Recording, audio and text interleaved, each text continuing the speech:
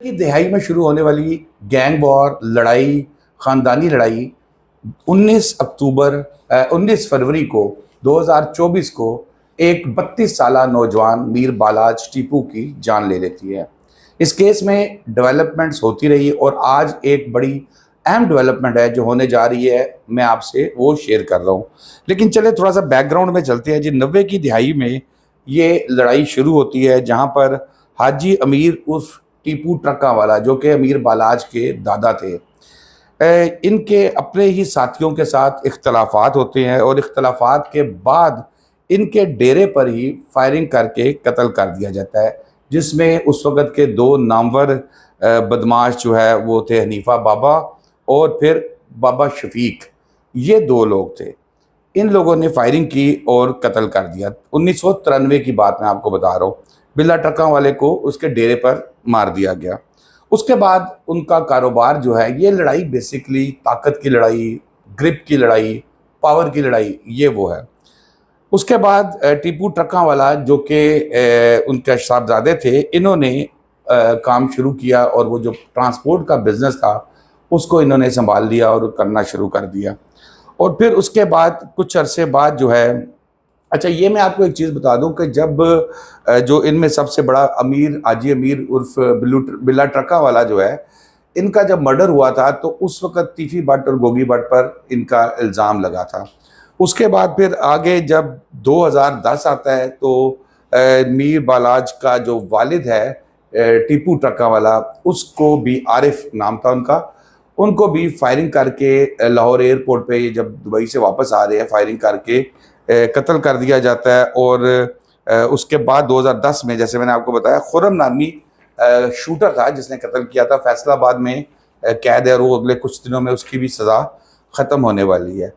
अब यहाँ पर तीसरा मर्डर है इस ख़ानदान का।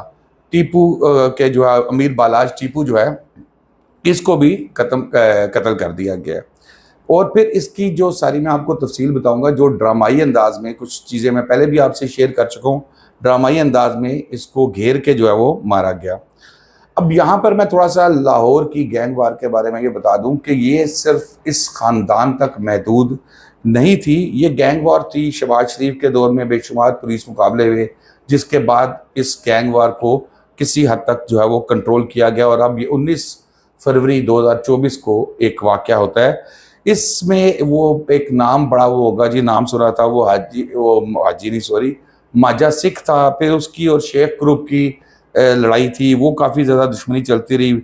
100 से ज़्यादा लोग उस पर मारे गए। आज की जो खबर है वो मैं आपसे वो ज़रूर शेयर करूँगा, लेकिन थोड़ा सा बैकग्राउंड और आपको मैं बता दूँ कि 19 फरवरी की रात को मीर बालाज टीपू रायविंड एक रोड पे जो है वो चूंग के इलाके में एक शादी में शिरकत करने जाते हैं। और ये इनके एक दोस्त की शादी है। दोस्त भी ज़्यादा जो पता लगा है वो ये है कि एहसन शाह इनका एक दोस्त था जो बनता था। एहसन शाह बाद में बड़ा ड्रामाई अंदाज में पता लगा कि जी वो भी मुलविस है। एहसन शाह उस वक़्त उम्रे पे गया हुआ था और वहाँ से फ़ोन करके मीर बालाज को बार बार ये कहता रहा कि आप जाओ उस शादी में, लाजमी शिरकत करो, मैं भी नहीं हूँ। फिर कुछ इतलात इस तरह की हैं कि जी आप ज़्यादा गन मैन ना लेके जाना, फैमिली की शादी है, इस तरह की चीज़ें वो करता रहा। बहरहाल अमीर बालाज जब वहाँ शादी पे पहुँचा तो थोड़ी देर बैठने के बाद अचानक फायरिंग की आवाज़ आती है और भगदड़ मच जाती है। पता लगता है कि अमीर बालाज को 4 गोलियां मार दी गई हैं, जिससे वो मौके पे ही उनकी डेथ हो जाती है। और इसमें भी जो है वो मुजफ्फर नामी शूटर जो है वो सामने आता है। शूटर को तो बहरहाल वहीं पे मार दिया जाता है। मैं आपको बताऊंगा कि आज इसकी क्या डेवलपमेंट, एंड पे बताऊंगा डेवलपमेंट इसकी क्या हुई है। और फिर यहाँ पर उसको फायरिंग करके मार दिया जाता है। फिर मालूम हुआ कि करीबी दोस्त एहसन शाह, क्योंकि ये पहले उम्रे पे गया हुआ था, वहाँ से वापस आया, फिर ये बालाज के घर भी गया और वहाँ पर लोग इससे अफसोस करने के लिए आते रहे और ये वहाँ पर खड़ा होकर उनसे अफसोस वसूल करता रहा। FIR में एक मरतबा फिर तीफी भट्ट और गोगी भट्ट का नाम आया, क्योंकि ये तीसरा कत्ल था जिसमें तीफी भट्ट और गोगी भट्ट का नाम जो है वो आ रहा है। तफ्तीश में ये मालूम हुआ कि जी जो बंदा उम्रे पे गया था और ख़ुद को बहुत ज़्यादा दोस्त कह रहा था मीर बालाज का, एहसन शाह, उसने तीफी भट्ट से एक भारी रकम में मुआहदा किया है 5 करोड़ में मुखबरी करने का, जिसके 50 लाख वो वसूल कर चुका है और 50 लाख उसने वसूल किए। ये जो मुख्तलिफ बातें सामने आ रही थी। बहरहाल उसके बाद जो टीपू है, इसमें जो तीफी भट्ट है, तीफी भट्ट तो जिस वक्त कत्ल होता है मीर बालाज का, उसी वक्त इतलात यह है कि कराची में मौजूद था और वहीं से फ्लाइट लेके बैरून मुल्क फरार हो गया। जबकि दूसरा नामजद मुलजिम गोगी भट्ट, मैं इससे पहले भी कई मरतबा कह चुका हूँ कि जो पुलिस वालों से मेरी बातचीत हुई है उसमें गोगी भट्ट की इन्वॉल्वमेंट को इतनी खास नज़र नहीं आ रही इसके अंदर। उसके बाद वारदात के दिन मैंने जैसे आपको बताया है कि वो पाकिस्तान से फरार हो जाता है, ठोस शाहिद उसके खिलाफ नहीं है। एहसन शाह को पुलिस ने तकरीबन 5 माह पहले शक पड़ने पर गिरफ्तार किया। फिर सुहेल मलिक था एक, वो भी इनका जानने वाला था, उसको भी हिरासत में लिया गया। उस सुहेल मलिक की तो ज़मानत हो गई है, अभी कुछ दिन पहले ही उसकी ज़मानत जो है वो ट्रायल कोर्ट से उसकी हो गई है। अच्छा जी, अब आगे आ जाएं जी। यहाँ पर मामला आ जाता है कि टीपू जो है वो मीर बालाज टीपू, इसको एहसन शाह की इसकी दोस्ती भी 2012 में फेसबुक पे होती है, क्लोज आता है। एहसन शाह बड़े तरीके से इसको कहता है कि जी मैं तो बड़ा फ़ैन हूँ ये वो, लेकिन फिर इतनी दोस्ती हो जाती है कि बहुत करीब हो जाते हैं। और ये कुछ ख़ानदानी ज़राए ये भी कहते हैं कि मीर बालाज को ये गलत रास्ते पे डालने की कोशिश मुसलसल जो है ये करता था, और फिर इसकी वजह से ये मामला जो है वो इस तरह होते रहे। अब जब मीर बालाज का यहाँ पर मामला हुआ, 5 करोड़ में डील हुई, एहसन शाह को भी गिरफ्तार कर लिया गया, जेल में एहसन शाह की टेंड भी हो गई। फिर उसके बाद कुछ लोगों ने मुख्तलिफ चलती रही कि जी जेल में इसको मरवाने की कोशिश की गई है। इस दौरान तीफी भट्ट अपना एक वीडियो मैसेज भेजता है।